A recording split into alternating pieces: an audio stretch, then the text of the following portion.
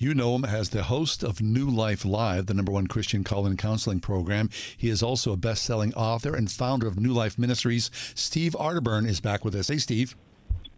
Hi, how you guys doing? We're good. Steve, excited. So you got two new little books. I don't know how little they are, but they're covering huge topics. One is called Understanding and Loving Your Child with ADHD, and another one's called Understanding and Loving Your Child Who Smokes Pot, and that doesn't have to be the same child, right?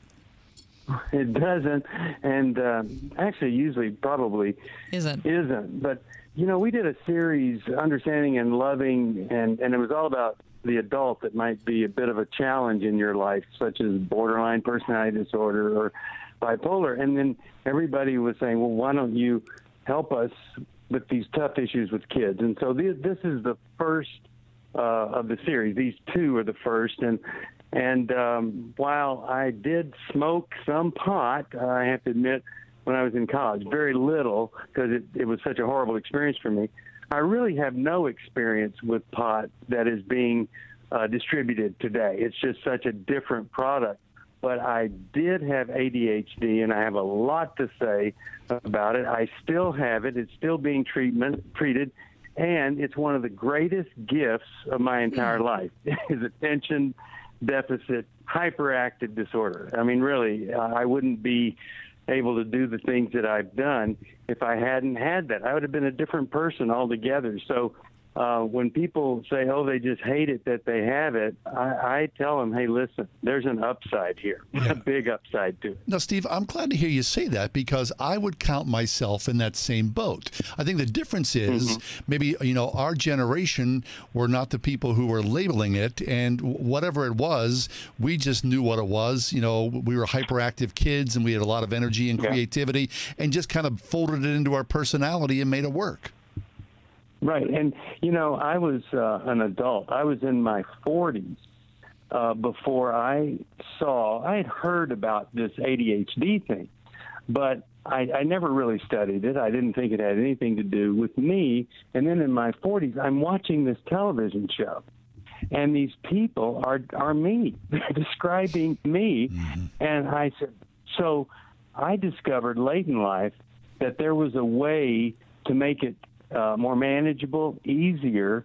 But I got to tell you, people say, oh, you know, we don't want to label our children or anything. Yes, you do. Because when you're a child and you discover, hey, this has a name and there's a treatment for it, I'm not weird. This isn't some strange thing that's come upon me. That label, quote unquote label, I mean, the diagnosis, in my case, and I think in a lot of other cases, it's really a gift to know that somebody understands this, and I'm not just some weirdo that has something that nobody else has. Right. And I get that, Steve. My problem with it is I believe the over prescriptive of Ritalin and other drugs like that. You've got a generation of kids who are now growing up, you know, at the pharmaceutical counter. Well, you don't want to over-medicate anything. And now I take medication, but that's not all that I do. That'd be a horrible mistake. I don't want any parent to, just because a lot of kids have been misdiagnosed or professionals have overprescribed, I don't want them to eliminate medication thinking, oh, it's all bad. It isn't all bad. What's all bad is if it's wrongly prescribed or in the wrong dose, or that's all that you do. I have to watch what I eat, the way I exercise, all sorts of things that I have to do differently, that if somebody had taught me this, it would have been much easier. When I was very young, teacher after teacher said to me, Steve, your brain is working faster than your pencil or your ballpoint, and you have to slow down. I would just leave out sections of sentences. It was a common thing, you know, and they thought I was careless or whatever. I didn't even see it. And with ADHD, I wasn't really big on going back and proofreading what I had done. I just get it done, turn it in. That was my thing. Right. We're talking with Steve Arterburn. He's the host of New Life Ministries, New Life Live. Steve, with the rise of the legalization of marijuana, I mean, it's sweeping across the country, right? I mean, soon it's available to just about everybody, you know, in all 50 states. What's your take on this? You think about kids smoking pot. I mean, you had to work hard when you were, you know, a teenager in the old days. Now it feels as though it's just available to walk into the mall. Well, first of all, we got to say this, that not everything that is legal is good for you. Abortion's legal. I don't think that's good for anybody. I think that's horrible. And there are other things that are legal. Divorce is legal. I hate divorce. That's not good for you. If there's any way not to divorce, you know, there's going to be less poverty and better adjustment with children. So first of all, we have to counter the fact that just because something is legal doesn't mean it's good. And it is not legal for anybody under the age of 18 or 21, whatever the state is. But here's the other thing. You know, there is a developing brain in a teenager, a child, and this interferes with that developing brain. And I got to tell you, I have never known one person, I would love to talk with them, who said to me, my life is so much more productive. I have so much more meaning and value now that I'm smoking marijuana. They might tell you things don't bother me anymore, but I got to tell you, I've never seen a success book that says, and by the way, go ahead and smoke it. And people will say, well, you know, there's some great people that smoke marijuana.